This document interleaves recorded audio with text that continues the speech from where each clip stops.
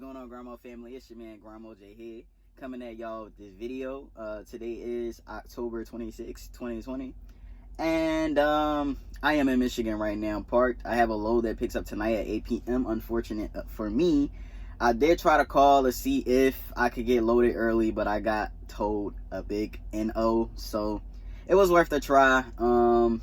This load delivers tomorrow, so I will be running through the night. It may be a rough night. I'm not too sure because I just did wake up a few hours ago, and it's really hard to go back to sleep. Like, I'm not a machine, so it's really hard to go back to sleep after you just got a full 10 hours of sleep. Like, I got a full, I'm gonna say I got about 9 hours of sleep, and so I'm fully rejuvenated. I'm fully refreshed. Like, I don't need no more sleep, so it's kind of hard.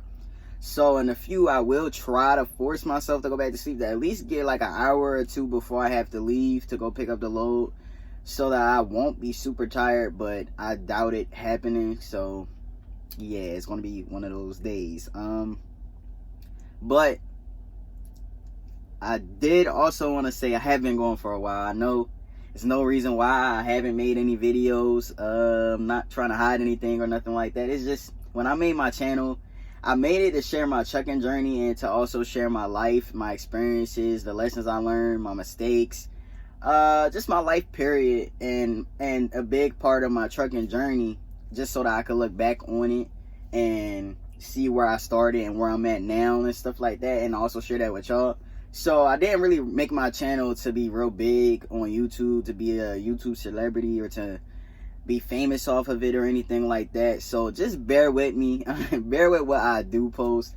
I try to post something that y'all could take away from, for the most part, so hopefully that's enough. But if not, I'm sorry. I really apologize to my subscribers for that. Stick around to the end for something that I do have to tell y'all. But the reason for me making this video is I just had this idea to talk about how I made road life, trucking life, life as a truck driver, life as a company driver, tolerable. Like, I'm just gonna give y'all a few things that I did.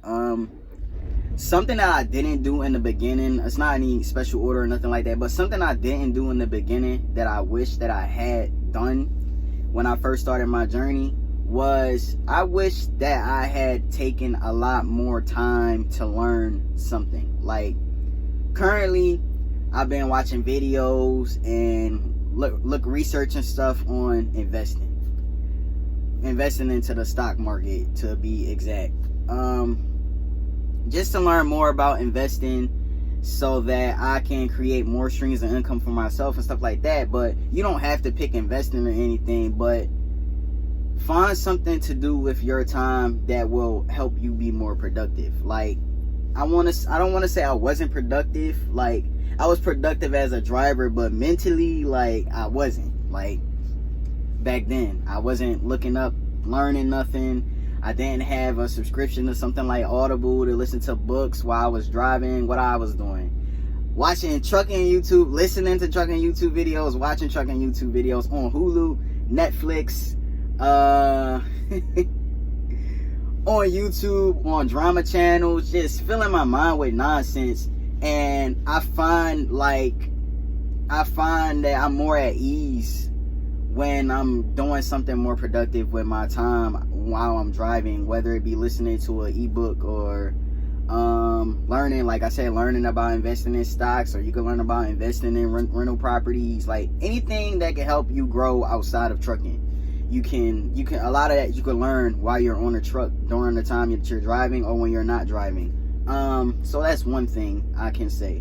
Two is I try to allot some time for myself in my day as a truck driver, because sometimes you can get caught up in the job. Like, you can get caught up in not, worrying about yourself, or like your mental health and your physical health, because you're so focused on the job and getting the job done that you barely take that time. So what I like to do when I end my shift is I only need about 6 to 8 hours of sleep. You're supposed to get 8 to 10 hours of sleep, I know, but 6 to 8 hours of sleep, I'm good.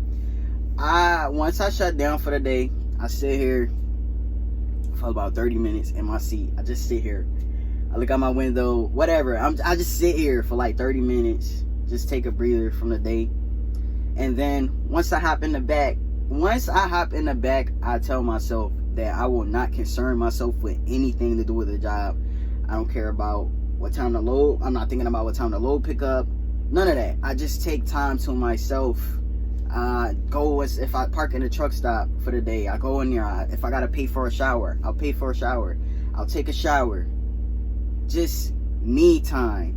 Take some me time as a driver, because it's so easy to get caught up into the job. The nature of the job is so easy to do that, and that's how you can lose yourself mentally, and you can start feeling burnt out by not giving yourself time to actually relax and to eat and to think and to just do normal human things that it's really hard to do when you're a truck driver, because sometimes it just feels like you're a machine, almost like you're only out here to drive the truck, shut down 10 hours, drive the truck, shut down 10 hours. Like, you just feel like you're completely consumed by the job. So that's something that I didn't do in the beginning, but that I do now, and I do feel a lot less stressed.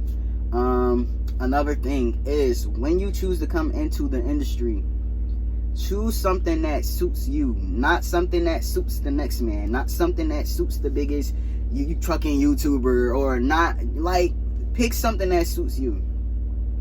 For example, if you know that you want to be an over-the-road driver, you don't got no house, you don't got no bills, you don't got nothing to come home to, and that's something you want to do, then you do it. If you want to be regional, if you want to be local, do that for yourself. Don't care about what other people think. You know you, and only you know your potentials, your capabilities. I'm not saying restrict yourself out of fear, but I'm saying if you know this is something that will absolutely not work for you, why make yourself unhappy by doing it? So when you come into the industry, you could research local, regional, OTR, semi-regional, something that will get you home more often if that's what you want. I actually did something that I wish I'd known about before, so that I could have shared it with y'all. But for those that talk to me on a regular basis, y'all know I do not like the West Coast. Like, it's beautiful out there. The scenery, like I said, the scenery is nice. I just don't like driving out west. I just don't like it out there. So I tolerated it while I was teaming. When I went solo, I said I do not want to go out there because I absolutely hate it over there. So I hit up my dispatcher. I said, hey, is there any way that I can be ran east of the Rockies? She responded back, yes. I put a geocode in your drive master. She didn't give me no flack about it. I was like, oh, like, I wish I would have known about this sooner, but cool. So now, my anxiety is a little bit lower because I know I'm not going to be going over that side of the country. So far, it's been good. It was only one time she said she forgot, and she gave me a load going to Oregon. And not trying to be like a crybaby or nothing like that, but I know that I can make plenty of money on the East Coast. Like, it's plenty of freight on the East Coast. I don't have to go out west in order. Like, it's not a die-hard reason to go out west to make money. Like, I'm not missing out on no money by being on the East Coast. Like, it's plenty of freight over on this side. So I said something to her. I'm like, hey, you gave me a load going to Oregon, but I'm not supposed to be going out west. She was like, oh shoot, I forgot.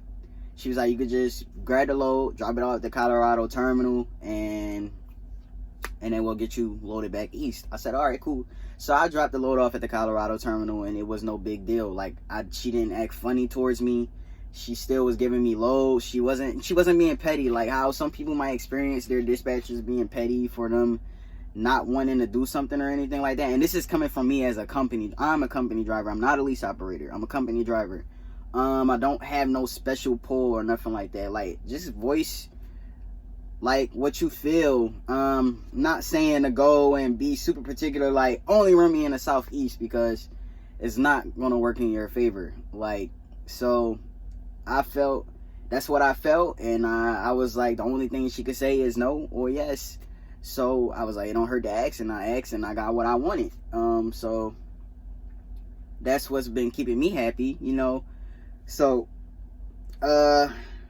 another thing that you might not think about is make your truck like it's your home. Like, don't leave your truck nasty and dirt. Like, I walk past some trucks, And some of their trucks, some people trucks, they windshield like be having trash. It be looking filthy in their trucks, and I just don't know how someone could feel at home or like at peace not having some type of organization or something like that. Not saying you got to be a germaphobe or a clean freak, but the way that I be seeing some of these trucks, it's just like, how can you go to sleep in peace knowing that you got trash all over your truck, your bed isn't fixed when you get up or anything like that. So I'm not saying you got to fix your bed, but when I get up in the morning, I fold my I fold my comforter, and I kind of straighten everything up, because once I'm done my drive shift, I don't want to go back there, have to fix up stuff. I do that when I wake up, try to make myself at home, try to make myself as comfortable